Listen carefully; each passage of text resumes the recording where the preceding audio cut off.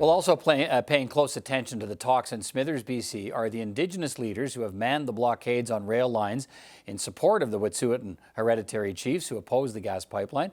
One of them is Kenneth Deer. He is the Secretary of the Mohawk Nation at Kahnawà, south of Montreal, and he joins me now. Mr. Deer, thanks for taking time to speak with me today. I do appreciate it. What will you have to see out of those meetings in British Columbia between the hereditary chiefs and the ministers of the governments to allow you to take down your rail blockade at Kahnawà? I think that everything depends on the relationship between the chiefs and the federal government. It's been our position since the beginning that we are the blockades here and across Canada were in support of the Wet'suwet'en chiefs.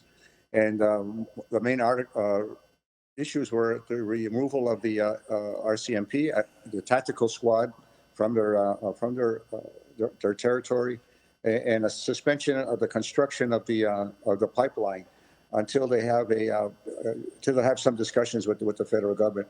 If those conditions are met, I think that the Wet'suwet'en chiefs may release us from being necessary to take any action to support them.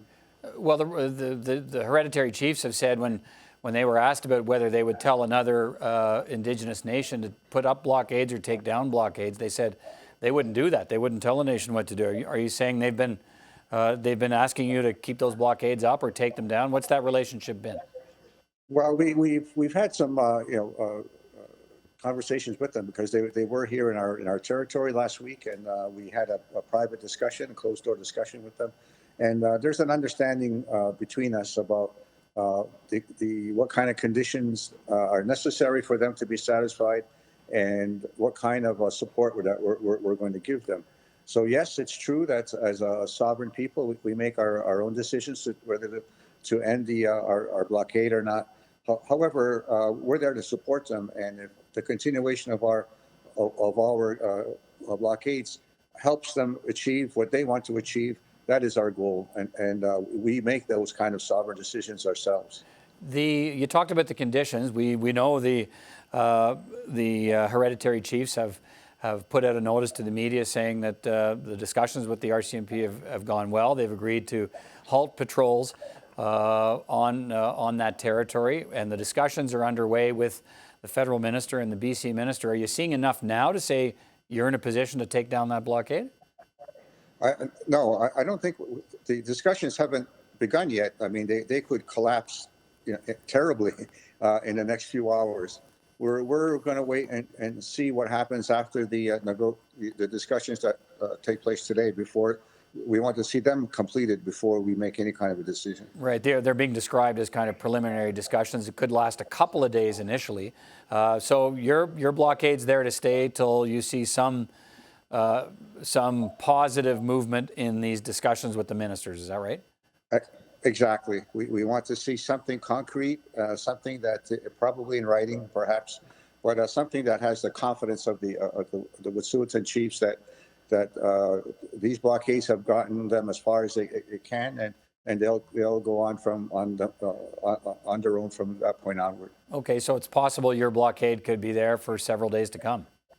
Well, negotiations with the feds never take one day. They take more than that. But the feds should have been at this table, weeks ago. Don't blame us because it's taken this long. I think it's the feds could have taken this step, 2 or 3 weeks ago, and we might not have to be here. Is the bottom line? I mean, when you say in support of the hereditary chiefs, for many of them who oppose the pipeline project, the bottom line for them has been there should be no pipeline through their territory. So anything short of that, how will you view that? If there isn't a decision to scrap this project, does your blockade stay? The Wet'suwet'en are not saying to end the pipeline. If you want to have a pipeline, just go around them. They've been flexible, and they've made proposals to the government a long time ago, and there's been more than one route that's been proposed that could be used, that could satisfy everybody.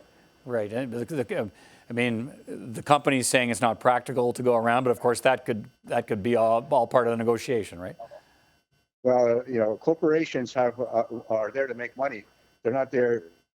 They're just trying to take the cheapest route, and the cheapest route is not necessarily the best route, because they're going through pristine land where the land is still hasn't been used. It's still in the kind of condition that you want lands to be for cultural and also for climate change processes.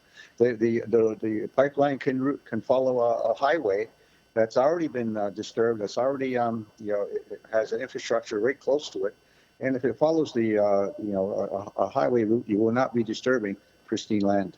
Let me finish on this with you, because I want you to have the opportunity to respond to the comments of the Quebec Premier, who said that Quebec police have not enforced the injunction against your blockade because warriors at Kahnawà have AK-47 assault rifles. What is your response to his comments, and what do you think? How do you think that influences the situation, and a sometimes tense situation? His comments are incredibly irresponsible. We've made it very clear that the protesters here is a peaceful process, and they're absolutely unarmed, and that his comments are inflammatory and designed, I guess, to turn the public against us. And not only that, but it raises the tension, and it's not the kind of thing that a premier is looking for. A peaceful resolution to this difference, the situation would use. I think he's really irresponsible and provoking, trying to provoke the Mohawks. But we won't be provoked. We have said that we're peaceful. We said that we're not armed, and we're going to stay that way. All right. Are you expecting the SQ? I mean, there's a relationship between the peacekeeper police force at Kahnawà, and it's primarily responsible for policing there. In fact, some suggest it's entirely responsible. Are you expecting the SQ to try and enforce an injunction on that land? I expect the Sûreté de Quebec to use their best intentions. I expect them to be wise with their and not make any kind of intervention into our territory.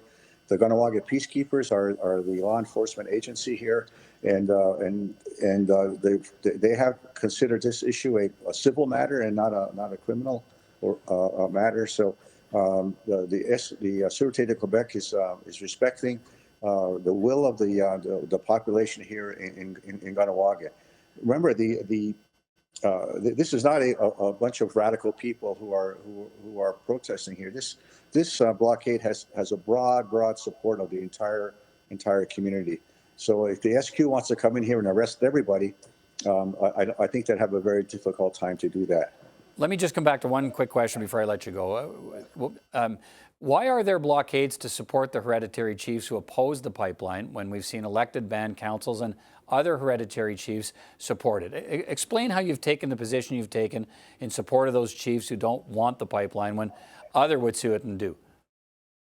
Well, first of all, the Dalgamuk decision made it very clear that Wet'suwet'en land is unceded, and it belongs to the traditional hereditary system of governance.